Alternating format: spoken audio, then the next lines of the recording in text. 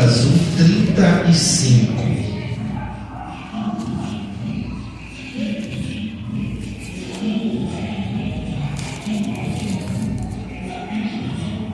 Quando você vai orar e falar com o teu pai, a Bíblia conta que você deve entrar no seu aposento e, fechando a porta, orando ao teu pai que está em secreto, teu pai que vê em secreto, que te vê em secreto, ele recompensará você publicamente. Amém.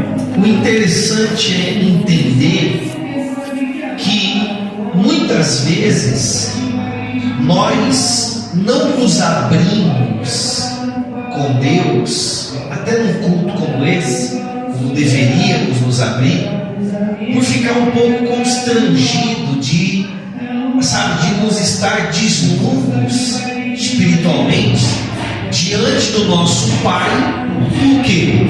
Porque simplesmente nós fomos acostumados a sentir vergonha de Deus, sentir vergonha de falar as coisas para Deus.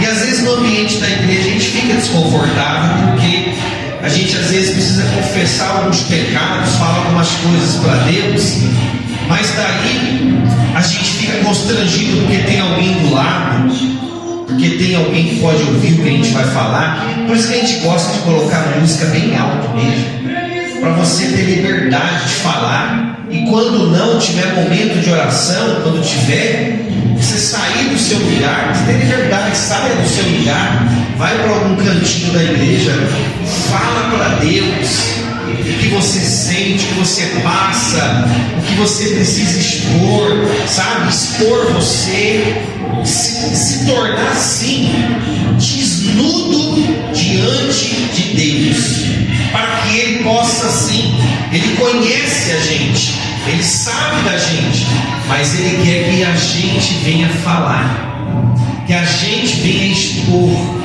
venha se humilhar diante dele, não no sentido de temos que ser humilhado por Deus, como se fosse um capacho, um cachorro, não é isso daí.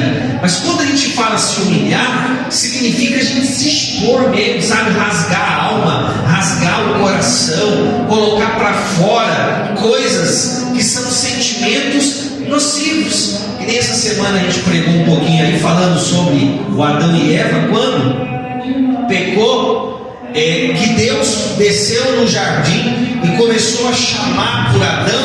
Aonde que ele estava? Ele tinha se escondido. Por que ele tinha se escondido? Porque ele se sentiu com vergonha. A Bíblia fala, sentiu medo. E ele mesmo fala: eu não vim, Senhor, antes me apresentar para ti, porque eu tive medo de ti. Como é que ele tinha medo de Deus? Ele nunca teve medo de Deus, porque agora ele teve. Que medo que é esse? A tradução original fala que esse medo é a mesma coisa que vergonha, que receio, que timidez. E tudo isso que eu falei aqui, as pessoas sentem dentro da igreja: medo, receio, timidez, e aí leva a um comportamento de quê? De insegurança. Uma pessoa tímida, ela não consegue se abrir, não consegue se externar, não consegue se pôr, para Deus. E nós devemos fazer isso. Então Jesus, ele sabe que existe essa limitação. Então na oração, eu pedi para você abrir Lucas, mas na verdade Lucas é do segundo texto que a gente vai ler. Mas o primeiro, que fala da oração, depois a gente vai entrar no Lucas que você abriu, para a gente encaixar um com o outro. Ele fala: quando você orar, entra no teu aposento, fecha a porta, ora ao teu pai que está em secreto. Isso está em Mateus 6,6. E que ele te vê em secreto, mas ele faz tudo isso em secreto, te vendo. Mas na hora de te honrar, na hora de te recompensar, Jesus disse, ele vai fazer isso publicamente. Amém, pessoal? Amém. Porque isso ensina para nós que ninguém tem nada a ver com a sua busca. Que a sua busca é um negócio entre você e Deus, seu secreto com Deus, sua intimidade com Deus. Mas na hora de Deus te honrar, Ele vai honrar você publicamente, porque Deus vai mostrar para a sociedade, para as pessoas, para quem estiver à sua volta, quem Ele é na sua vida. E Ele mostra como? Quando Ele responde às orações, quando Ele começa a te abençoar, quando Ele começa a aparecer nos seus caminhos. E isso demonstra que agora entre você e o Altíssimo está havendo o quê? Um relacionamento. E quantos são os pais que não conseguem ter relacionamento com os seus filhos, porque os seus filhos não recorrem ao Pai e não confiam a sua intimidade ao Pai.